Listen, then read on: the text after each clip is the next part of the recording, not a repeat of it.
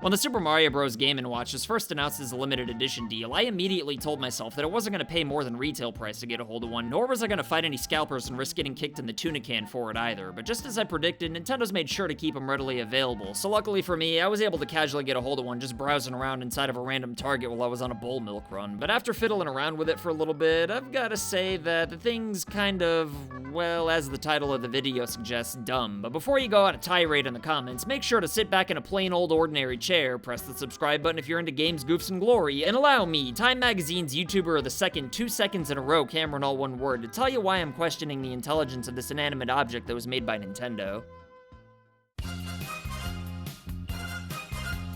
Alright, so right off the bat, let me make it abundantly clear that I got exactly what was advertised with the Mario Bros. Game & Watch, so I'm not complaining about, nor am I regretting my purchase or even considering returning it at any point in time, even though it may seem that way. All I'm saying is that I just can't honestly recommend that anybody actually go out and buy one of these things for themselves. Don't get me wrong, if you're some kind of billionaire Nintendo collector like George Trudy and you come across one at Circuit City, then I wouldn't slap it out of your hand and save you from spending 50 bucks or anything like that. But even though you do in fact get exactly what was advertised with the Super Mario Bros. Game & Watch, it still somehow feels underwhelming to me. I mean, you're essentially buying the original Super Mario Bros. For like the 800th time, which is a bit steep considering the price tag. And yeah, I know it comes with the Japanese Super Mario Bros. 2, aka The Lost Levels, but that's always been my least favorite game in the entire franchise, and I don't think very many people would disagree with me on that. Like, I know including this is technically better than nothing, but if Nintendo's gonna put half of the NES Mario games on here, then why not just go ahead and put the other two on here and cross the finish line, you know? I mean, if it were just the original Super Mario Bros. Game on there, aside from the Game & Watch title, then I'd understand the novelty of it being the only NES game on there, but I don't know, adding Lost Levels just makes the overall package feel incomplete to me.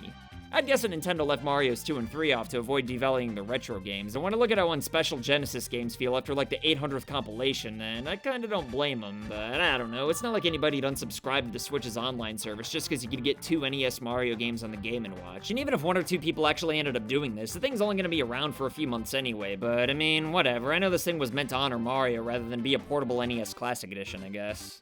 But who knows, though, maybe Nintendo only put 2 Mario games on here because they plan on making a Zelda Game & Watch for 2021 and don't want it to feel inferior what with there only being 2 Zelda games on the NES to choose from. But if that were the case, then it'd have been like 1,000 times cooler if they picked Mario 3 instead of the Lost Levels, but I mean, I get it, they wanted the original graphical scheme, I guess. Or whatever, though, the NES games are really only meant to be a novelty above all else, and at the end of the day, it's not like I'd ever sit down and play through an entire Mario game on the Game & Watch anyway, especially without a friggin' headphone jack. Plus, if you really wanted it for that purpose, then you could always just hack the thing anyway. But meh, I just feel like it'd have been way cooler if Nintendo had done an ass hair more work and put 2 more Mario games on here is all. As far as the actual Game & Watch game Ball's concerned, though, I've got no complaints, especially when the idea is just to display the thing as a clock, which is my main plan for this thing in the first place, but sadly, the battery doesn't hold the charge for long enough to just let it sit on display, which is understandable, but the real problem is that for 50 bucks, it doesn't even come with any kind of a stand or a frame to assist in displaying it.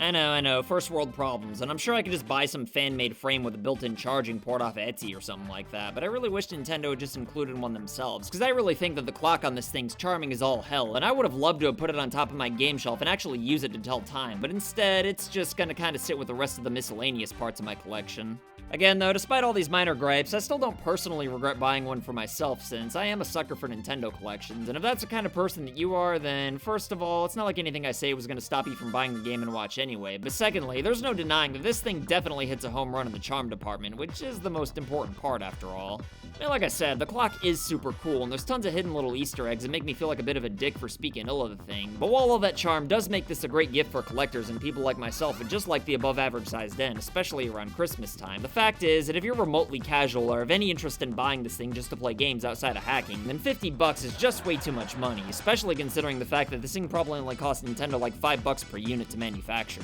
I mean, I don't blame Nintendo for charging 50 bucks one bit, since if they went any lower than that, then the scalpers would have just bought all the inventory up and eventually sold them off for like 200 bucks a pop. But still though, it definitely feels like a bit much for anybody who isn't a hardcore Nintendo fan. So just because I'm completely happy with it and don't regret my purchase one bit, it doesn't mean that you're gonna feel the same way. So if you buy a Mario Bros. Game & Watch, just make sure you know what you're getting out of your 50 bucks and don't expect anything too extra. If you like random little trinkets, then by all means go ahead and buy one, but if you're looking for an actual game to play, then get pretty much anything else on the market. But anyway, that's all for now though. Regardless of whether or not you got one, let me know what your thoughts are on the Mario Game & Watch in the comments below, and as always, I'll try my goddamnedest to respond to everybody at some point. If you liked this video though, then you might like my video explaining why all this Mario stuff's only limited edition, but if you'll excuse me though, I've gotta go take a shit dump.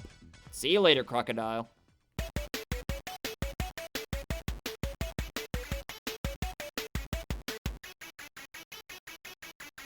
So I want to say thank you to your loyalty. Thank you for your support.